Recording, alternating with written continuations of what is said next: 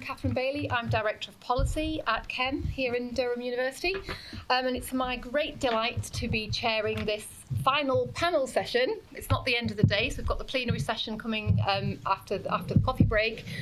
And it's a great opportunity for you to throw some really, really difficult questions at these people sitting next to me. So I'm going to start off with a question. I'm going to ask them to introduce themselves. I'm going to ask my question, and then I'm going to open it up to others for you to ask them your questions. And the focus of this panel discussion is really about the future. So where do we go from here? What is it going to look like in a few years' time? Before I do that, I just want to mention one quick thing. You'll have seen in the bags that you got when you came, printouts of our blogs. These blogs are specifically related to today's event, and there are more coming. So at the bottom there's an address for you to go to our blog site, and if you sign up, or if you just go and visit that, you'll be able to see there's absolutely stacks in there from people in this room, from other really influential and knowledgeable people.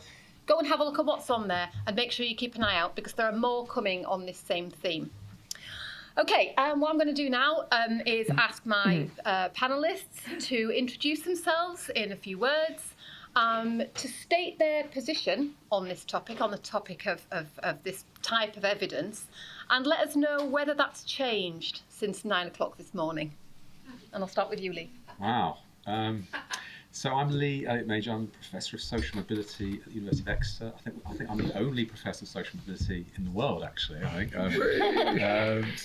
But I'm also very proud to be one of the authors, and there's a whole group of us in here, of the toolkit. So it's amazing hearing teachers talk about it in ways that I think we would have only dreamed of 7 years ago.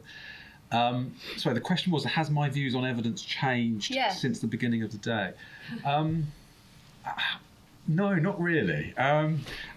What's pleased me about the debate is I think my sort of participation in the talk was very much from the communication side. So how do we take this brilliant analysis that Rob and Steve and others produced and actually make it accessible? And I think that debate was as important as the actual generation of the evidence itself.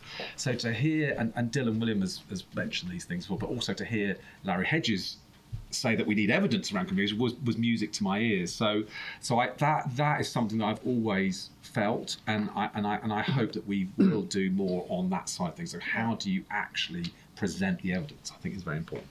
Okay, Rob. Morocco. I'm what am I? Director of Research and Evaluation and Evidence-Based Education with Stuart. I think I got that right. And I'm also a Senior Associate at the EEF, which has also had a mention today. No, I don't think. I mean, I think everything we've discussed today has been really interesting. I think the questions have clarified a little bit around some of those issues. I'm still left with this problem rattling around my head about, so if all of these issues were known about in 1978, which is quite a long time ago, why is it we're still making those same mistakes and still getting confused about that stuff? And that seems a little bit depressing, perhaps. But I think one of the I was speaking with Larry before he gave his talk this morning, and he said, there's just three things we need to do. And I thought, okay, great, this is going to be straightforward. And then he said, we need to just sort out the quality of primary studies, we need to improve the quality of reviewing, and then we need to get the communications about how we tell practitioners or that dialogue with practitioners. So, okay, right, just three things then. I must admit I was a bit disappointed, and then obviously he did talk about that. But I think that it's the third one of those in a way that I'm quite interested in now, and I think probably others on this panel too. And one of the problems there is that if you want to know how do you communicate successfully results of research to people, you need to be clear what it is you want them to do with that research. What do you want them to understand or do differently as a result of that communication process? Otherwise, we've got no way of judging whether it's been good or not. That's your criterion, essentially. And that, I think, is actually a real tricky question. What do we want practitioners to do differently, because a simple model says, oh, it's about compliance. We want them to stop doing these things that learning styles and brain gym and all those things that aren't evidence-based, and we want to get them doing formative assessment and direct instruction and all of those things that do work. But then actually, clearly that's nonsense, because we've got things like, people have mentioned examples of these kinds of things already, of triple marking being, when the toolkit first came out. Actually, one of the reasons we did this in the first place was that we knew teachers, we thought the pupil premium was going to be a whole lot of money for people to spend. Remember that? And it's meant to be extra money. Extra money, yeah, that was the story. And that the choices that teachers would make, and I think Sutton Trust had done some surveys of this and said, what would you spend it on? And the main things they said were, well, we'd reduce class sizes and we'd bring in a whole load more teaching assistants.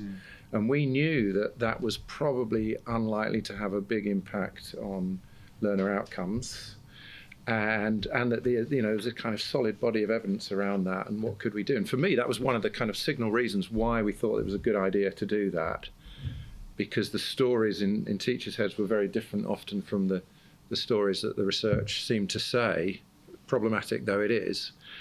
I think we've had that impact. If you ask groups of teachers in those early days about what they thought the impact of class size was, they mostly said, and this is a bit anecdotal, in my experience, mostly said, yeah, they think that's has a big impact. And then it kind of swung the other way. And this is if anyone's heard me give talks, you've probably heard this many times. But that's one of my rhetorical devices, is to ask that question, true or false about class size reduction is a big impact on learning, and it's then swung completely the other way, where everyone said no, class size doesn't make any difference at all. Apart from actually one time I did that when Dylan was in the audience, and he was the only person who said, yeah, class size is one of the most effective things you can do, and the argument was, well, yeah, if you reduce it enough, it certainly is one of the most effective. So thanks for that, Dylan. Really spoiled that talk, but anyway. So, and that's and I think we're maybe now moving back more into a slightly nuanced position where, again, just in my experience, people do have a bit more of okay, so it does have an effect, but it's a small effect. And for me, the interesting bit about that isn't the headline story, it's the discussion that you then have with teachers about the mechanisms, about why doesn't class size make more difference? Because my strong feeling as a teacher in a classroom is that it makes a lot of difference, but that doesn't translate into what any kind of measurable learning gains. And why is that? And then that turns into a really interesting discussion about pedagogy and instruction and learning. What is learning? Which I've found very productive, or certainly fun. Whether it's productive or not, I don't know. But I can't imagine having those discussions if we didn't have the meta-analysis evidence to start with, because otherwise it's just my opinion saying, I don't think class size matters that much, and another teacher saying, well, yeah, to me it matters. And then where do we go from there? Without that meta-analysis, I think that would be a reasonably pointless discussion. So has your position changed since 9:30 No. in the morning? Right, excellent. Can I just respond quickly? Sorry, that was rather long-winded. I think what I would say, sorry, I know you want to get to that half of the panel, but we will get there. Well, no, you don't want to hear from them. Okay, just one quick response, because I think hearing the evidence today and the discussion around it, I think there's always going to be caveats in research, but I think if you're communicating the toolkit in terms of best bets, that these aren't certainties, I think that's warranted given the method, all the caveats. Yep. I think when it turns into certainties, I think then I get really worried. And one of the issues we have had with the toolkit, it's been a victim of its own success. So I really despise the headlines that sort of are saying, reducing class sizes don't work or do work, or don't use TAs. Sack them all. Sack them all. And I think that's when it's been tricky, because actually we would all say, would say that's not what it was intended to be. And when you had it, when there was only 100 teachers that knew about it, you could have those debates, as you were saying. Then it's now global, right? You can't have those sort of discussions. So I think that's the tension for me. Yeah, I think that's a really good point. So I remember all the excitement when it first came out. and Rob talking about it and me talking about it, other colleagues in Chem talking about it, and it was easier to manage, wasn't it? But then it kind of runs away with you and people are making judgments and it doesn't quite work. So, yeah. Okay, Stuart. Oh, hello. Oh, introduce yourself. I'll just remind you of the questions because it's quite a long time ago. Please. A quick introduction, and has your position changed since 9:30 this morning? Well, I was Stuart Kime, and I still am. But on top of that, in my kind of work currently is basically around sitting in that space of trying to understand things from meta-analysis, either in the forms of toolkits or in the kind of original meta-analyses, or even in the studies that feed into meta-analyses, sitting in between those and teachers and school leaders and trying to help them to understand things in ways that enable them to make better decisions than the ones they would have done without that. That's the intention. I don't know if we actually manage that, but that's what we try to do. So as I've already said, meta-analysis was effectively kind of born, I guess, at pretty much the same time as me. And I kind of think, but I'm the child of meta-analysis, there we go, something like that. In many ways, it strikes me that meta-analysis is probably having a bit of a midlife crisis, and that's no kind of, there's no analogy to my own life there, by the way. I'm doing fine. But it strikes me that there are multiple bits of this that seem to be, in lots of ways, actually, we know how to do a lot of these bits quite well. We know what some of the avoidable problems are. We're just not avoiding them. We know how to communicate complex ideas. Look at Hans Rosling's work. We know that there are people in schools who are keen to get hold of this stuff and to be influenced by it. The bits, I think, are probably there. Has my view changed since 9 o'clock this morning? I don't think it's necessarily changed, but I do feel more queasy than perhaps I did about the scale of the challenge that faces us. I was queasy for a start, midlife. But I'm concerned by the scale of the challenge and the fact that, as Rob says, if we've known about some of these things for quite some time now and we still haven't managed to do any of these things, my worry stems more from the fact that more and more people in schools are actually using the results of meta-analyses and making changes in what they do, and that is having an impact, for better or for worse, we just don't really know in lots of instances, on other human beings. Thank you, Stuart. It's great. Philippa. Okay, so I'm Philippa. Accordingly, I run something called the Centre for the Use of Research and Evidence Education. And a third of what we do is do research, significant elements of which are doing systematic reviews, some of which have meta-analysis, but we've also got involved in working with some folks here supporting around trials and things. A third of what we do is try and translate research into tools and resources that can work in the slipstream of day-to-day practice in classrooms and within schools and across groups of schools. And a third of what we do is try and help schools build really strong professional learning environments. And we do those three things because if you only do one of them, you don't do any of them as well as the other. And this is a terrible, terrible business model, let me tell you. And don't try it. But if you only do the research, you don't ever get into the intimate world of what it looks like in the wild world. And if you only do the wild world, you don't understand how hard the research is. And if you only do those two things and you don't do the professional alignment things, you have no idea what's the emotional cost and emotional journey involved in making these kind of changes and unlearning. So we conceptualise use of research as work-based professional learning for educators. So it's from that lens that I'm thinking, do meta-analyses help? And yeah, I think they do. I think they provide a map, and the map is really useful. It helps us make some more strategic choices. It's a very good discipline to put yourself through. So it is hard. But just because some is good doesn't mean more is better, as I spent a lot of years explaining to my son. I think, I think that the problem is not one of communication. I think the problem is a learning problem. And it came out very well in this panel here. We have to start with what are the wicked issues for the children, for the students, for the young people, for the teachers and for the school leaders. What are those wicked issues, and how do reviews and meta-analyses help with that? And so I thought that at the beginning of the day. I've got some more worries now than I maybe had at the beginning of the day, but But basically, the other metaphor is maybe meta-analyses are a dashboard, but teachers still have to drive. School leaders still have to drive, and without them, they'd be driving by the seat of the pants. You know, that we can drive better with them. But until we can tackle some of the complexities you've been talking about in the context of place, in the context, I've been working for 3 years now with all the secondary schools in Blackpool and a crew of 350 in a town of 17 square miles. I've been working with schools in Ipswich, schools in the Black Country. Those schools, there are lots of the indicators are very similar. Those places are profoundly different, and the things that wake them up in the middle of the night. So how do meta-analyses enable us to take findings from larger scale research in ways that can engage with place differences and whole school differences, and our measures for school change, are profoundly built. So yeah. I'm more worried about that than I was at the beginning of the day. So we're all right on this side of the bench, and we're all right with our position, but feeling slightly queasy on this side. So I'm going to move on with a question of my own, and then I'm going to open it up to your own questions. Just note on the whiteboards, there's Twitter hashtags.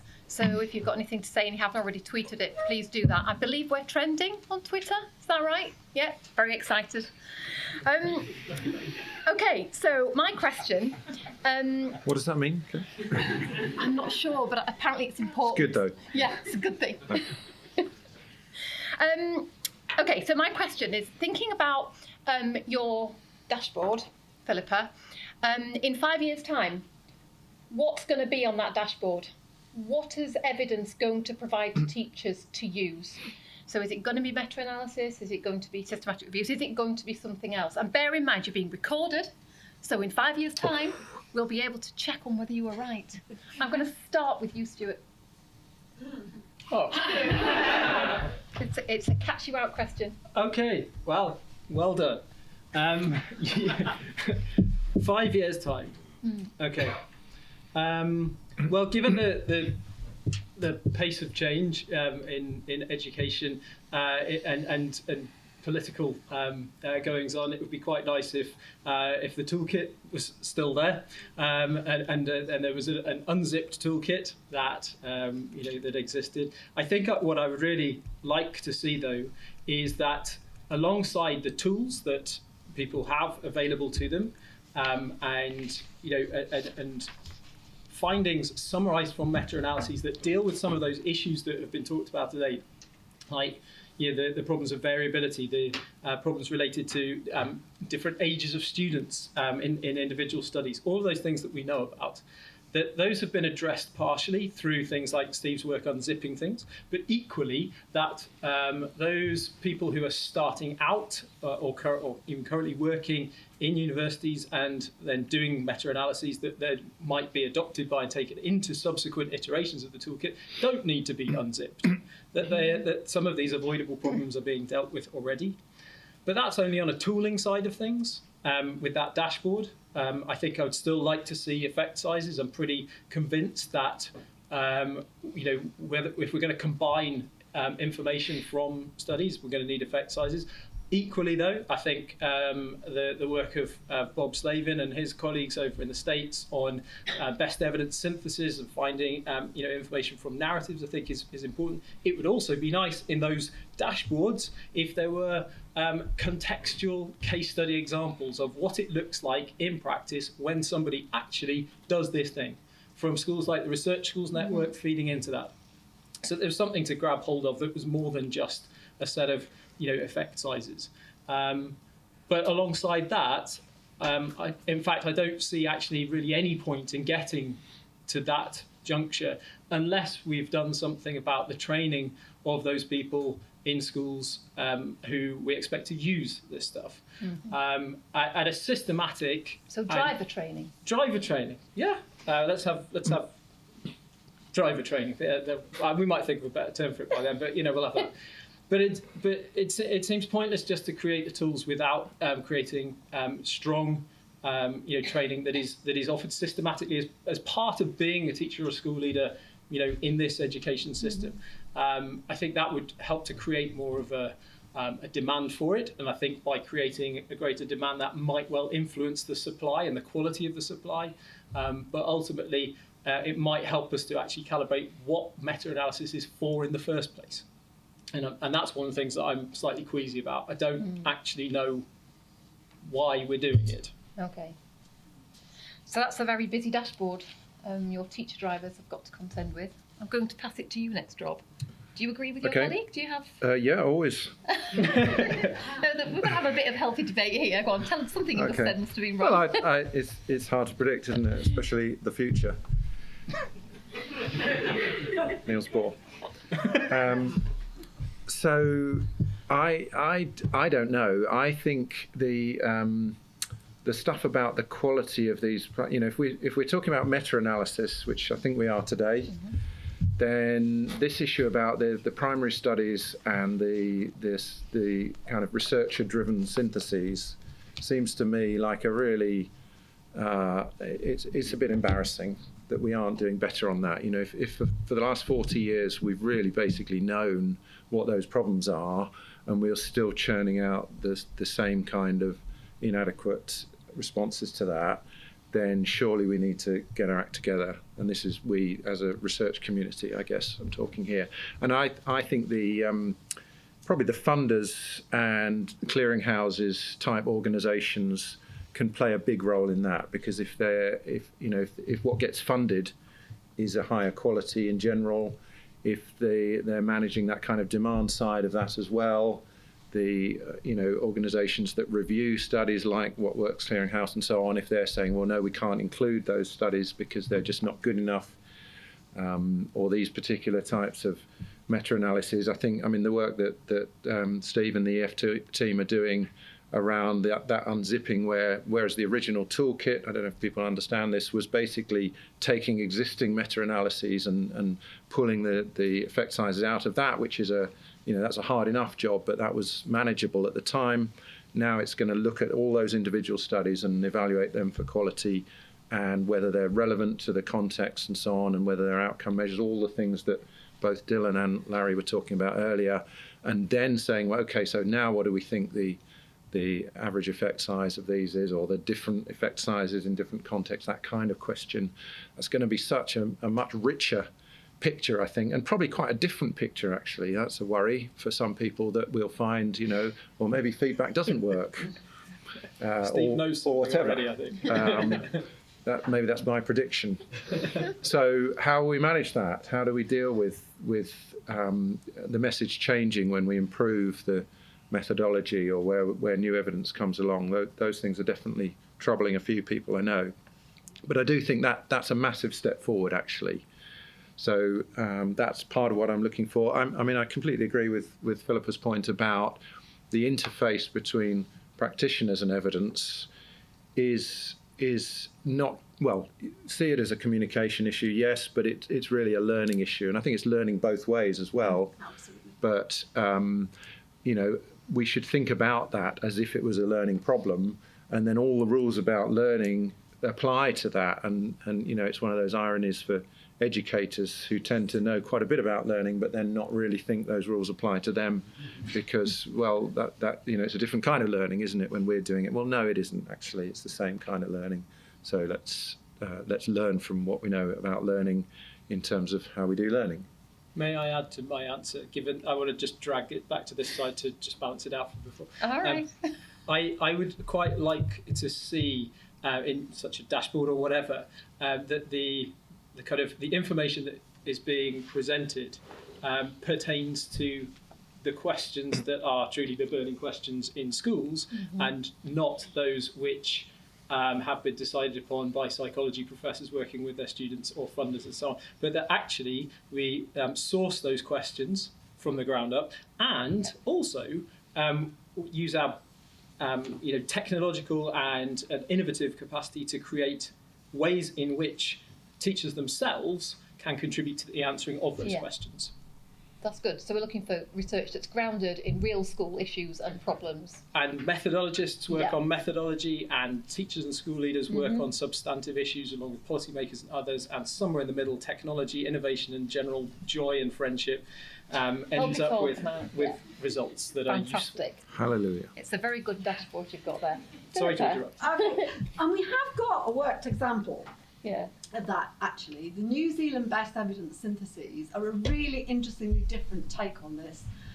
So they were commissioned by an extraordinary woman called Adrian Alton Lee, a force of nature, who was a professor, saw a right-wing government come in and completely decimate the education research world, and thought, I better learn about that, and became a junior civil servant, worked her way up very quickly. Sorry. And thank you. She commissioned the best evidence. Sorry, I'm going to have to. Right, okay, I'm just going to quickly switch to Okay, do you, you want me Lee, to? Okay. and we'll come back to Philippa in a moment. My one would be very simple, and it's really interesting hearing people sort of seek questions. I mean, the question we wanted to ask, and this is about the toolkit, was how do you improve the progress of disadvantaged pupils? That was the question we were seeking to answer. I think that's got a bit lost in some of these debates, I have to say. I mean, it's something that at the EF we think about a lot. So in my dashboard, it's hard, but I want not just effect sizes for, this is, in an ideal world, of course, for the average. We're all talking about averages here, by the way. But what is, if there is a differential, what is the impact on disadvantaged learners? And that was the question we were, and the attainment gap is probably still as stark now as it was 10 years ago. That would be where I'd want to take it. Would you have two measures? You'd have one for average and one for disadvantaged students. Okay, 5 years' time, we'll see if that's the case.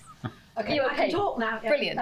So the point about the New Zealand best evidence synthesis was the research teams weren't paid at any stage of the work until a panel of teachers and school leaders and senior students said they could see this was going to be useful. I mean, it was the most extraordinary process. And those best evidence syntheses are different in kind. They are much more contextualised.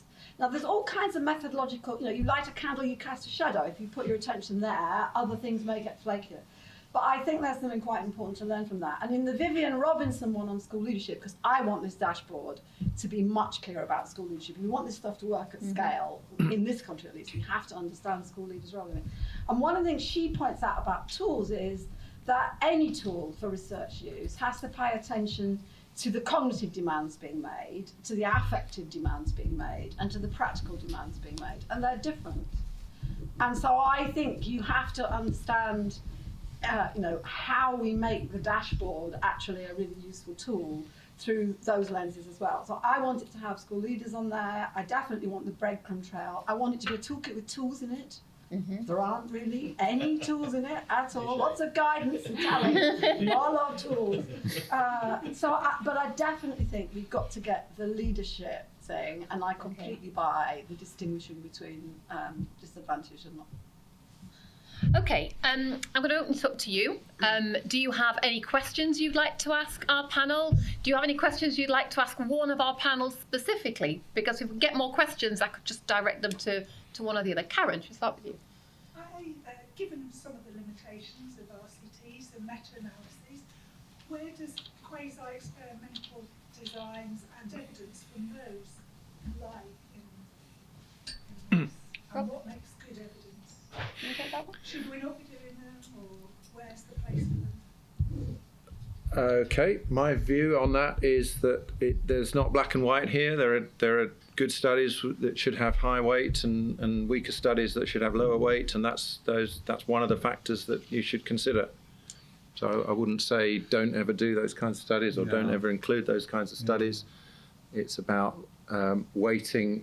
The key thing about a systematic review is that you have a question you're trying to answer. Again, not many people have said much about that, but I know that's one of Philippa's things I've heard you say and learnt from you, that it makes it's not just a meta-analysis. It's crucial that you're clear what question it is you're trying to answer, and then how relevant are those studies to that question, and the methodology is part of that decision.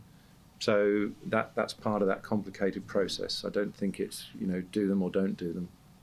Yeah, I agree. I think RCTs, we've been very proud to have created more RCTs in education, but they're not the only way of finding out evidence. I think there has been an unfortunate sort of, in understanding that that's the only way you do it. I don't believe that at all. And actually, I love qualitative. An RCT without the qualitative information about why it hasn't worked or why it has worked in some ways, I think you need mixed methods in my view. Stuart, do you want to add to that? Controversially, I agree wholeheartedly with what you've just said. I mean, fitness for purpose is the test that I would always apply. What's the question that you're trying to answer, and then what is the best approach to take to answer that question, and then do that. And I think that there's a danger, kind of responding to what you said there, that we're developing an environment in which RCTs are it's often talked about as the gold standard and what have you, and it's not. But that it becomes almost the only thing. That our funders want, and that others, that becomes the only thing. And actually, that completely flies in the face of that fitness for purpose argument. And I think that's a bit of a danger if we're truly going to answer the questions that are actually important to people in schools. We need a multiplicity of methods to do that. So I was chairing the leadership advisory, the research advisory group for the leadership group that spans ASCL, NAHT, College of Teaching, and so on last week. And one of the things we were thinking about is curriculum design and development. Now, there's a whole load of schools struggling really hard to begin to think about how to respond to the changes that are coming. And the research world, if you look at the research about curriculum design and development, it won't take you long, it'll take you forever to try and find the stuff. So, I think the answer to the question is partly what are the things where we need most research, and then what's the fitness for purpose within that. And I haven't found people who know how to create good designs for curriculum development, design research yet. So I don't know the answer in that field. That means we ought to get started. Okay. Not you, Helen. Gentleman at the back. Gary. Blue t-shirt. Gary. First question, you used the sort of metaphor analogy of the dashboard. But the evidence, I think, from a recent NFR report on teachers research, what evidence teachers and school leaders use to make decisions, is actually it's the person sat in the passenger seat, the people sat behind, plus what they see as they go down the road, which is the latest shiny thing from the latest school. So the question is, how does the dashboard adjust that additions? How does it become more important, or does it become more important? Philip, I'm going to ask you to start with that, as the dashboard was your creation. I think, in 1997, TTA did a very big survey of whether teachers were involved in using research at all. 3% said they were, and a very significant number of that 3%, it was quite a big sample, said, but I wouldn't let anyone know because they'll just think I'm a geek, and those days geek was a bad thing to be. In 2010, long before EF started, well, just before EF started, GTC did a census survey of teachers. Over 40% said either they were looking at and making use of other people's research or involved in it themselves. I think we've come a long way. I think you generalise. I think I think the research schools, things like the Strategic School Improvement Fund, the TLIF, there have been quite a number of things prompting people to start looking at the dashboard.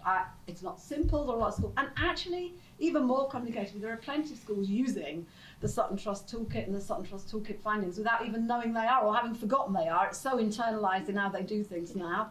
And success might be that everyone's doing it without even know they're doing it. So I think it's better than you're stating it, but there's still a massive way to go. You look like you're thinking hard, Stuart. Do you want to share? Well, I think my honest answer is I don't know, but that's a bit of a rubbish answer for the purpose of this. But one of the things that strikes me in the stuff that Larry was talking about towards the end of his presentation about, we need to know more about the kind of translational aspect of things, how we communicate, information in a way that is understood correctly and then usable. And I think those are two different things. There's something about creating the actions that are desirable as well as the understanding on which those actions need to be based. I think there's a lot that we can learn from product design, from user-focused design, to help us with that. But I also think that we shouldn't get obsessed with. We talked about a dashboard now for 20 minutes. I don't know quite why we're obsessing over specifically that. We don't know whether that's the thing. We don't know what is the thing that is going to help us. But I think what strikes me is that in this room, we've probably got a bunch of researchers and a bunch of people in schools who might be prepared to get together and to try some things out and to find out what is needed in order to achieve whatever our ultimate aim is. I'm not entirely convinced that we know exactly what our ultimate aim is in all of this, what the utopic end goal of this actually looks like. If we knew that, we could probably work back from it. But somewhere in there, I think that we've got to perhaps not assume that we know exactly what the kind of presentational methods are, what the information is, and go and use some of our geeky research methods to find out and then inform our actions. Thank you, Stuart. Lee, Rob, do you want to start? I think for me, going through that analogy, for me, it's don't underestimate the need for simplicity of if we're going to call it the dashboard. And again, with the toolkit, we tried really hard to, and I sort of disagree a bit with Rob and Philip, but I do think communication is absolutely key on this. It is about learning, but it's also about communication. And so when we thought about months development instead of standard deviation, I always joke, if you use standard deviations, you'll lose 3 standard deviations of the population straight away. I used to say this to Rob. Sorry, it's a bit of a geeky joke, but it's sort of. I think that was a really key step. And then we looked at costs and Steve came up with the sort of, it was about cost effectiveness actually as well. And that kind of got lost a bit. And we had a very simple sort of how much evidence is there in that area.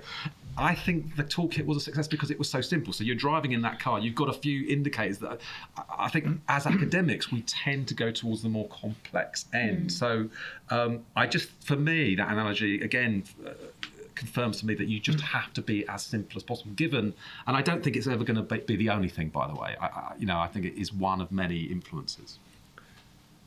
Yeah, it's a really interesting question. I'm just reminded of something I said right at the beginning. Well, actually quoting Dylan, that research can't tell teachers what to do, and that's really important. Actually, research can't tell teachers what to do. So the idea that teachers should be in some way sort of venerating research and complying with it and thinking that this tells us how to do our job, I don't think that's in the future that we should be aiming for. That's not the future I want to see. And human beings have this tendency to be social and interact with each other and take advice and learn from actual modelled examples of seeing something work. In other words, the school down the road or the colleague. So it's always going to be like that. I don't think it's a bad thing it's like that. What seems to me would be the difference between that in a bad way and a good way is the kind of advice and examples that other teacher is sharing. So it's about changing the conversation, it's about changing the culture, it's about being more informed, being more self-critical, being more sophisticated in understanding all the complexities. So it isn't about are they reading research or are they talking to colleagues. It's about what's the level of depth of those kinds of interactions, I think. And obviously that's much harder to quantify. I'm going to squeeze in one more question.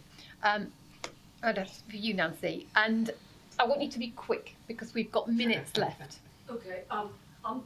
Given that you're thinking you're still going to be focusing on meta-analyses in 5 years' time, and meta-analyses then give you an effect size, that's presumably why you're focusing on them. I'm disappointed that you're not looking for more evidence of the kind that tells one what to do with the effect size. We know at least 2 things. One is that you won't get anything like it if you don't have the right underlying structural features, and there are ways to investigate what those underlying structural features are that will afford the right causal pathways, but they're not in our methodology that we are using. And then we also know the standard thing that the effect size depends on the distribution of the interacting variables, the moderator variables that Steve talked about. And the methods we're using aren't particularly good at turning those up. There aren't any methods that will do so rigorously, but anyway, I'm just Okay. wanted to urge that. When you So- say what you want 5 years So later. let's get the last few words from our panellists on that, and you've got 30 seconds each. Can you do it in 30 seconds, Rob? 28, 27, No. 6. Do No. your best. It's a good challenge, Nancy, and I need to think about it. Sorry. I mean, I don't necessarily. I mean, one thing I am interested in is the variation around the average. It's something again we talked about a lot. So when we do our studies and summaries, again we tend to talk. Beware the tyranny of averages. You get an average, and again it comes back to the communication point, because that often. I did a presentation. This is not going to take 30 seconds. I did a presentation in front of 200 teaching assistants at the last day of term when the toolkit came out, and it's very interesting because we had zero impact on the slides, and I got hissed at, and sort of because. But within that, of course, there was a variation, and there were studies that suggested that well-managed and well-supported TAs could be effective with disadvantaged students. So I don't know if it answers your question, but I do think we could do more to think about what is the variation. So what is it that actually did produce the higher effect sizes, rather than just looking at the average. But I'm not sure if that answers all your questions. Thank you, Lee. Stuart. I agree entirely. I think that the things such as support factors that you've written about in relation to interventions and effects, I think are important things for people to recognise and to be able to present those in the form of case studies or vignettes of what it actually looks like in practice.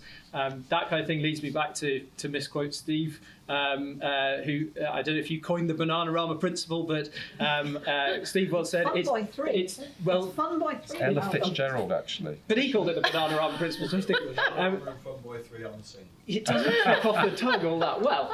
But anyway, that thing, you said it's not what you do, it's the way that you do it. I kind of have morphed that into it's both what you do and the way that you do it. And that I a think I song? think you'll find it's 8.